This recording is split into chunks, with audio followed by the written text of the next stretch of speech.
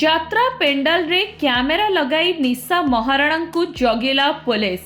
କଥାଟା ଶୁଣିବା ପରେ ଆପଣଙ୍କୁ ନିହାତି ଅଡୁଆ ଲାଗୁଥିବ, ହେଲେ ଘଟଣାଟି ସତ। ଅପେରା ମଞ୍ଚରେ ଅଶ୍ଳୀଳତା ନେଇ ଅଭିଯୋଗ ହେବା ପରେ ରେକର୍ଡ ଡ୍ୟାନ୍ସ ସମୟରେ କ୍ୟାମେରା ଲଗାଇ ରେକର୍ଡିଂ କଲା ପୋଲିସ। ପୋଲିସ ଛାଉଣୀରେ ଚାଲିଲା ଆଇଟମ ଗର୍ଲ ନିଶା ମହାରଣାଙ୍କ ନାଚ।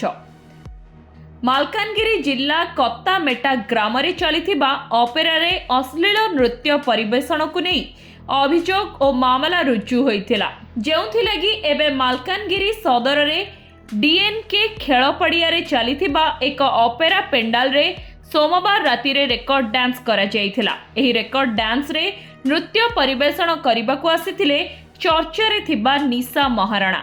ତେଣୁ କତାମେଟା ଘଟଣାର ପୁନରାବୃତ୍ତି ନ ହେବା ଲାଗି पूरा रेकर्ड डांस उपरे कैमेरा लगाई नजर रखिथिला पुलिस।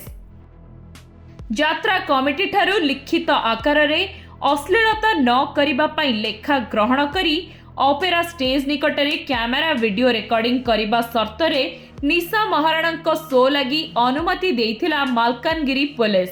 हेले ऑपेरा पेंडाल रे निशा महाराणा आसीबा परे दर्शक मानक मध्यरे हो हल्ला होइथिला। तेबे एही अवसर रे निशा महाराणा दर्शकों कहिथिले, आज केवल मोर नाच देखि खुशी हुअंतु। मालकानगिरी पुलिस रो एही उद्यम को नहीं एवं चारिआडे चर्चा जोर धरिछि।